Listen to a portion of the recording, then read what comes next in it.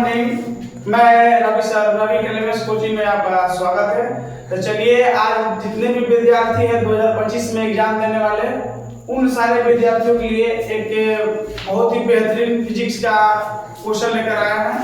चलिए बता रहे हैं कि इस क्वेश्चन का आंसर क्या है। चलिए ध्यान से देखिए, बहुत ही मोस्ट इंपोर्टेंट है, जो प्रीवियस ईयर क्वेश्चन है। चलिए बता रहे हैं, कह रहे हैं कि क्वेश्चन क्या है कि सामान्य नेत्र 25 सेंटीमीटर से निकट रखी वस्तु को सुस्पष्ट क्यों नहीं देख पाते हैं। कहने का मतलब कि सामान्य आंख 25 सेंटीमीटर से निकट रखी वस्तु को सुस्पष्ट क्यों नहीं देख पाते हैं। यही कह रहा है, देखिए किसी वस्तु को, कह रहा है कि किसी वस्तु को आराम से सुस्पष्ट देखने के लिए इसे अपने नेत्र मतलब आंख से कम 25 सेंटीमीटर, कितने कम से कम 25 सेंटीमीटर क्या होना चाहिए, कम से कम 25 सेंटीमीटर की दूरी होनी चाहिए, जो कि सुस्पष्ट की अल्पतम दूरी है। उसको करता है कि बताइए स्वस्थ मनुष्य का कितने क्षमता सेंटीमीटर तक 25 सेंटीमीटर, स्वस्थ मनुष्य कितने न्यूनतम दूरी कितनी होती है, 25 सेंटीमीटर।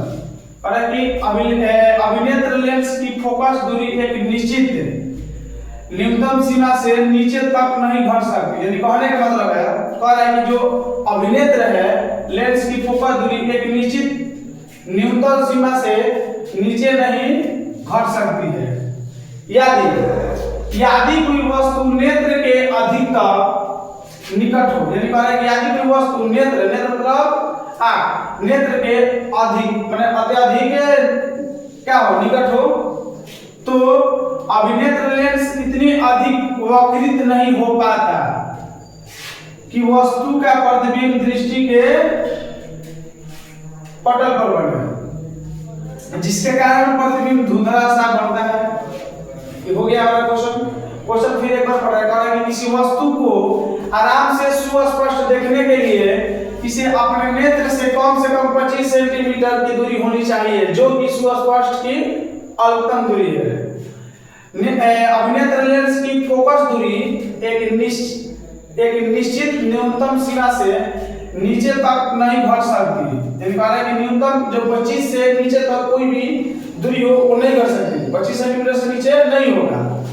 यदि कोई वस्तु नेत्र के अत्यधिक निकट है तो अभिनेत्र लेंस इतनी अधिक वक्रित नहीं हो पाता कि वस्तु का प्रतिबिंब दृष्टिपटल पर बन सके, जिसके कारण कि वस्तु का प्रतिबिंब दृष्टिपटल पर जिसके कारण प्रतिबिंब धुंधला सा बनता है। चलिए अगला देखते हैं। कह रहा है कि अब देखेंगे कि निकट दृष्टि दोष की दोष है,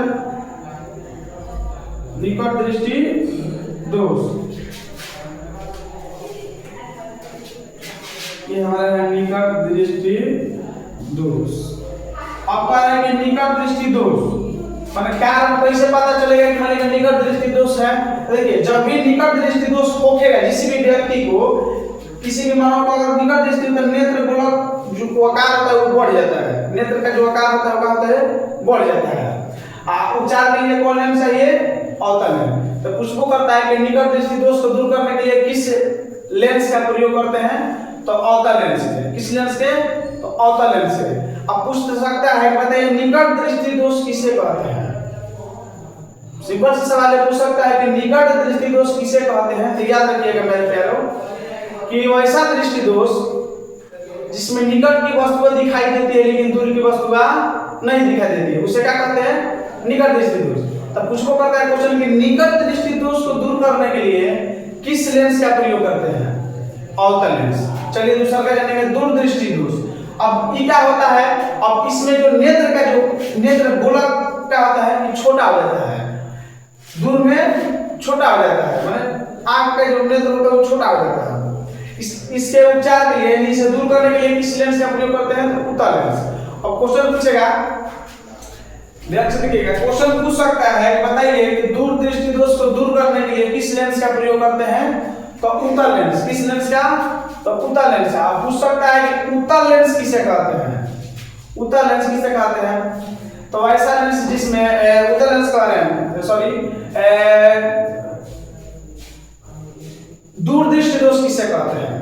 पूछेगा कि दूरदृष्टि दोष किसे कहते हैं, तो सीधा से सवाल रखिएगा, पूछेगा हमेशा पूछेगा पूछ सकता है कि दूरदृष्टि दोष किसे कहते हैं, तो याद रखिएगा वैसा दृष्टि दोष जिसमें दूर की वस्तुएं दिखाई देती है लेकिन निकट की वस्तुएं दिखाई नहीं देती, उसे क्या कहते हैं, उसे दूरदृष्टि दोष कहते हैं।